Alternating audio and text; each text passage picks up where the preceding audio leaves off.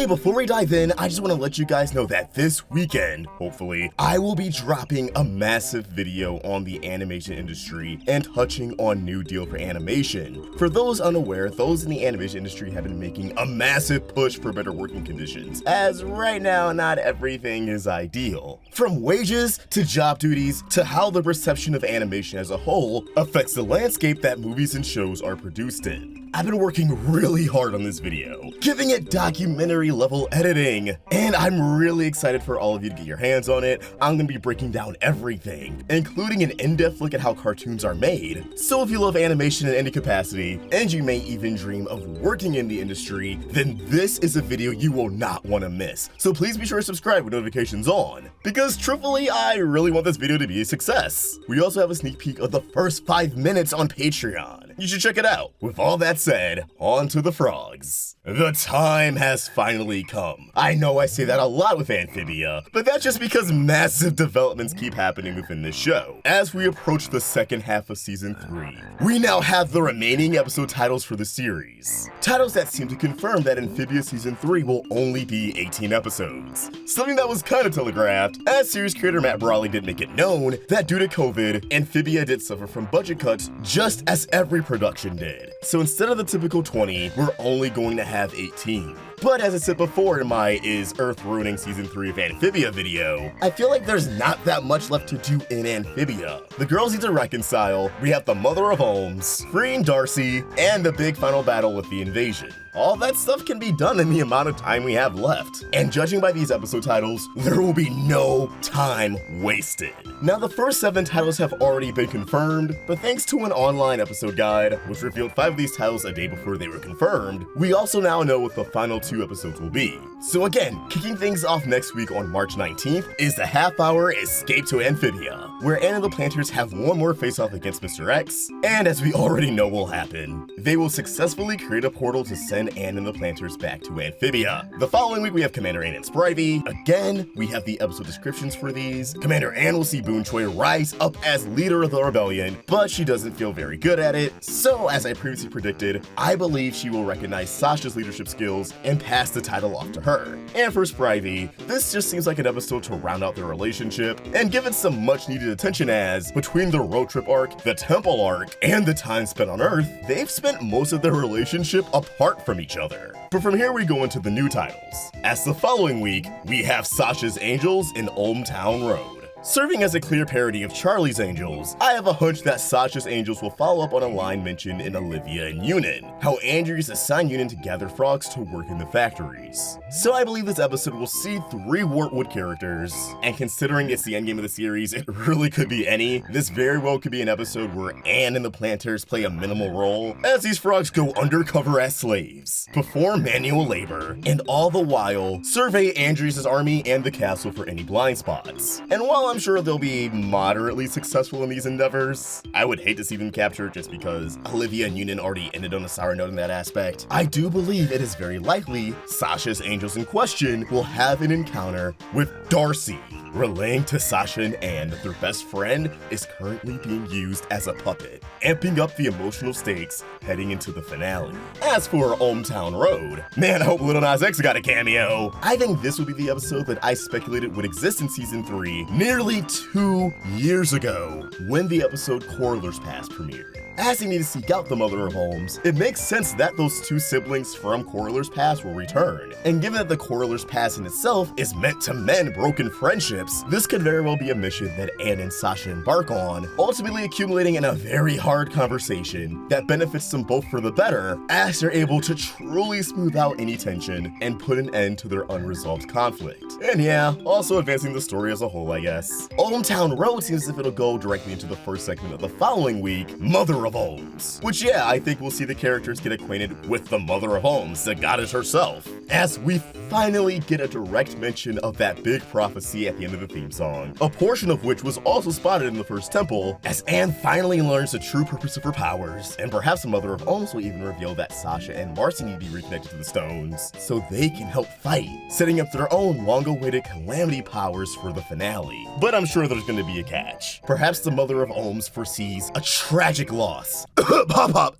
or just a very unideal situation that will have to come to fruition if they want to successfully defeat Andrias and the core. Like, I don't know, a certain someone saying goodbye to their frog family forever? Accompanied with this episode is Grime's Pupil, a title that I believe has a double meaning. Matt Brawley did tease last year that Grime would have an unexpected team up in this season, and I think whoever he's partnering up with will be in this episode as his pupil. But the double meaning will be the revelation of Grimes' glowing eye, his physical pupil. As we know, he's blind on one eye, but we still don't know why the yellow one's glowing. Beatrix doesn't have a glowing eye, so what gives? Thumbnail artist for the channel, Janky Bones, actually has an amazing theory on this, as they suggested that Grime could be resurrected. As we saw in Season 2's Maddie and Marcy, the resurrection spell causes those affected to be brought back with glowing yellow eyes. Sounds pretty solid to me. The following week, it seems like we're getting two big villain episodes: The Root of Evil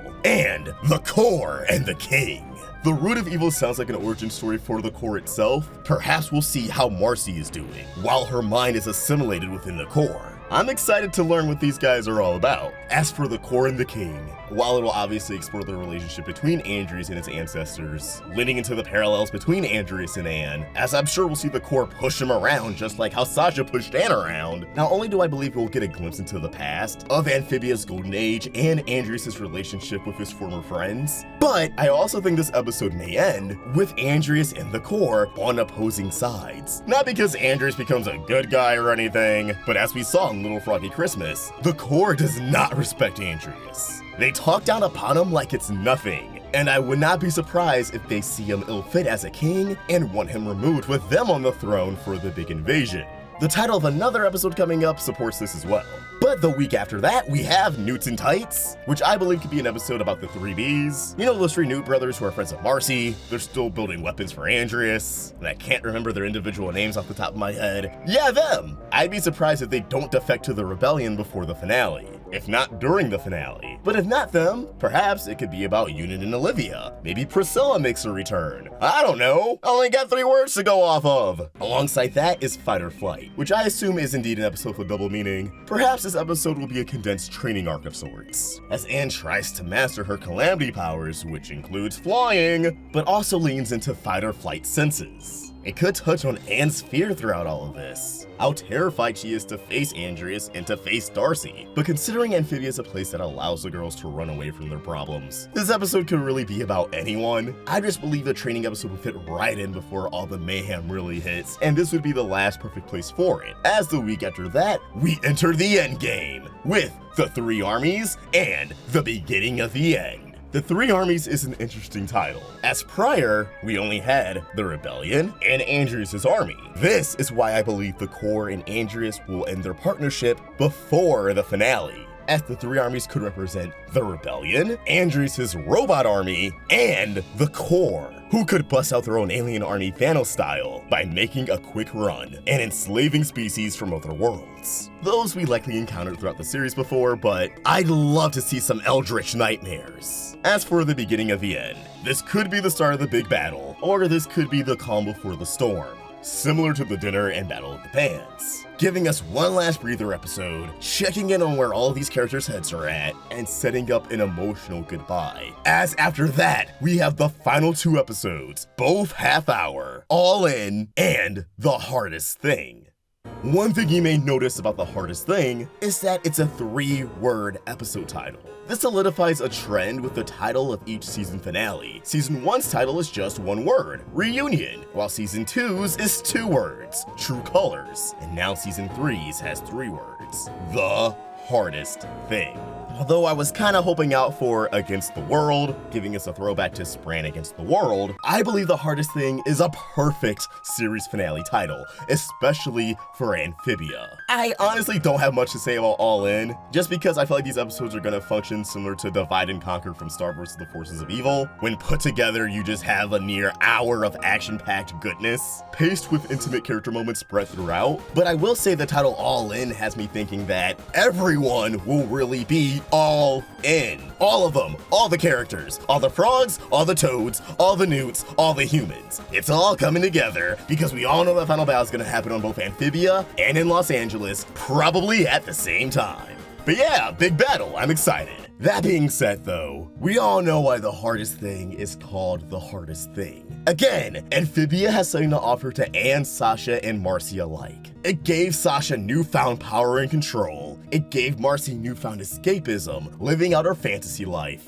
And it gave Anne people who truly understand her. A found family she won't be able to find anywhere else. We already saw in True Colors that Anne does not believe in a world without Sprig, Polly, and Hop Hop. That after all the madness is done, they'd still have the box to visit each other. But the box has to be destroyed. Check out our video on why if you haven't. And thus, that gateway between the two worlds cannot continue to exist. It's called the hardest thing because now it's time for Anne to confront her flaws that were accentuated by Amphibia. Just as Sasha was presented with hers in Reunion and Marcy was presented with hers in True Colors. We started the series with a very self-centered Anne, and I believe that's all going to become full circle as she'll probably be tempted to do whatever it takes to keep the planters around, to keep their connection going. But she's gonna have to let go, or else the multiverse will pay for it. Man, that's kind of depressing, but man, am I so excited for these final episodes. As always, I want to know what you guys think, and as we're 1 week away from new episodes of The Owl House and Amphibia, we're likely gonna get new trailers for them, at least The Owl House. Matt Brawley kind of hinted that Amphibia 3B won't have a trailer, but at the time of recording this, the playlists for both shows have hidden videos. Unless it's something else I'm just not seeing, but I kind of doubt it. So stay tuned on breakdowns for those, or at least The Owl Houses. And I probably won't do an Owl House episode title video because of the impending trailer. Don't forget, we're also doing a fan spotlight, going alongside the new episodes of The Owl House and Amphibia. So please be sure to follow us at Vox and at Roundtable Vids on both Twitter and Instagram, and tag us in any fan art, memes, cosplay, anything that expresses your love for this series, and we will feature them during new theories and breakdowns for these shows, as a way to give back to you guys for all of your support over the years. I'm excited, and I hope to see you all there. Alright, that's all for this video. See you next time!